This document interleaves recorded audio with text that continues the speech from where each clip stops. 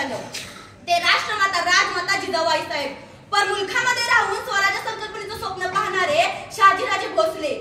पित्याने निर्माण केलेल्या स्वराज्याचं रक्षणच केलं नाही तर ते धापटीने वाढवले ते शंभूराजे भोसले.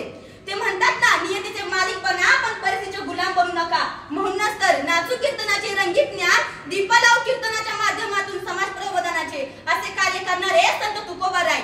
शब्द हे शस्त्र समजून विखुर बुद्धीच्या अभंगनातून समाज प्रबोधनाचे कार्य करणारे संत नामदेवराय. दिवसभर हातात खराटे घेऊन गाव स्वच्छ करणारे आणि संध्याकाळी कीर्तनाच्या माध्यमातून लोकांची डोकी स्वच्छ करणारे असे काम करणारे संत गाडगे बाबा.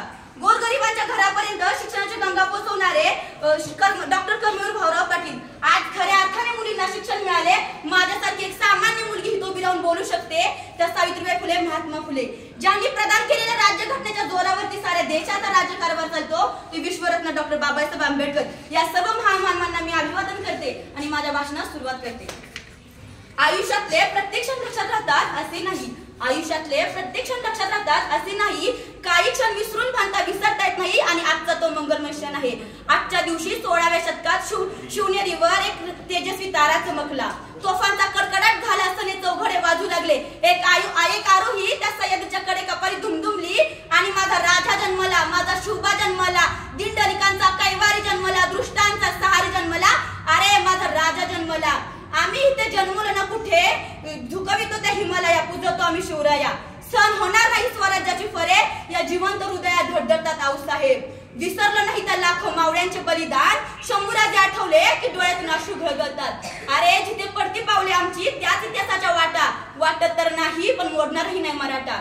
मराठा म्हणजे म्हणायचं तरी नक्की कोणाला? आपण एक विशिष्ट प्रकारची जात मानतो. मराठा मरेल पण शेवटपर्यंत मागे हटणार नाही, तोच खरा मराठा. मग तो कुठल्याही जातीचा असू द्या, कुठल्याही धर्माचा असू द्या. आपण आज या ठिकाणी शिवजयंती साजरी करतोय. जयंत्या कोणाच्या साजऱ्या होतात? आपण मेल्यावर आपल्याही होणार आहेत. जी व्यक्ती रयतेसाठी जगली, स्वराज्यासाठी झिजली, त्याच व्यक्तीच्या जयंत्या साजऱ्या होतात. तुझा भवानीच्या आशीर्वादाने, जिजाऊंच्या मार्गदर्शनाने आणि मावळ्यांच्या साथीने शिवरायांनी हिंदवी स्वराज्य स्थापन केले.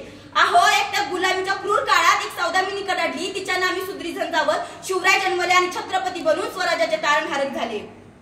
शिवराय घडतो कारण संस्कार जिजाऊंचे होते.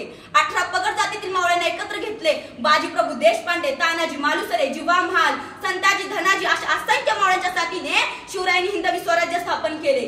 ताकद तर सर्वांच्याच मनगटात होती, पण स्वराज्य संकल्पनेची इच्छा फक्त माझ्या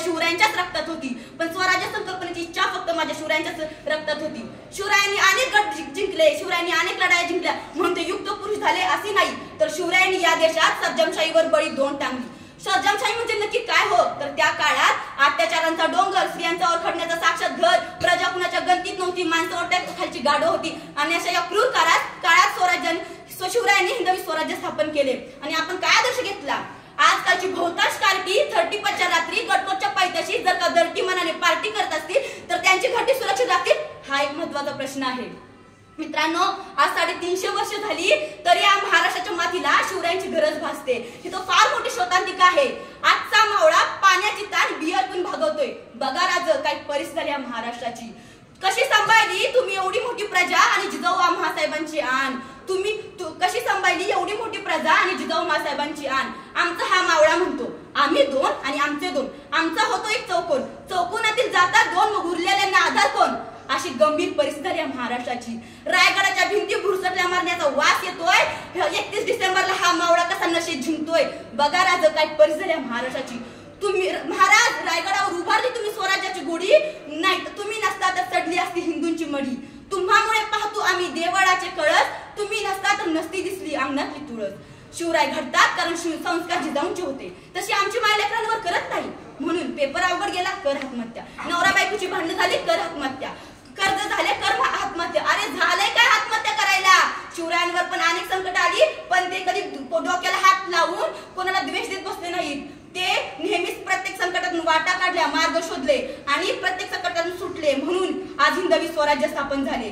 मित्रांनो, अनेक सणांची नाचगाणी असायची, पण माझ्या राजाच्या दरबारात कधीही नाचगाणी झाली नाहीत. माझ्या राजाच्या दरबारात स्त्रीला नेहमी बहीण आणि माता हिचाच दर्जा दिला गेला. म्हणूनच म्हणते, इतिहासाच्या पानावर, रयतेच्या मनावर, मातीच्या कणावर आणि विश्वासाच्या प्रमाणावर राज्य करणारा राजा म्हणजे छत्रपती शिवाजी महाराज.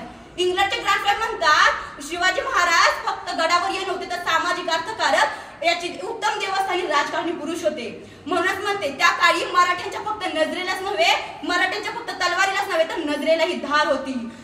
मित्रांनो, शाहिस्ते खान किती लोकांना माहिती आहे?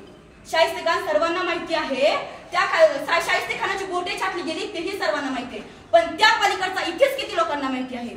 मित्रांनो, ज्या दिवशी शाहिस्ते खानाची बोटे छाटली गेली त्यावेळी शाहिस्ते खान सगळीकडे धावत पळ सुटला होता. तेव्हा त्याची बहीण त्याच्याकडे जाऊन म्हणते कशी, हुजूर गजब हो गया, हुजूर गजब हो गया, और नारादम सिवा मेरे बेटी को उठा कर ले गया.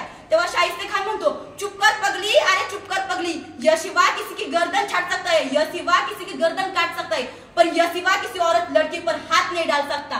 म्हणूनच म्हणते डोळ्यात म्हणूनच म्हणते श्वासात रोखली वादळ, डोळ्यात रोखली आग, एकच आमचा मराठी वाघ.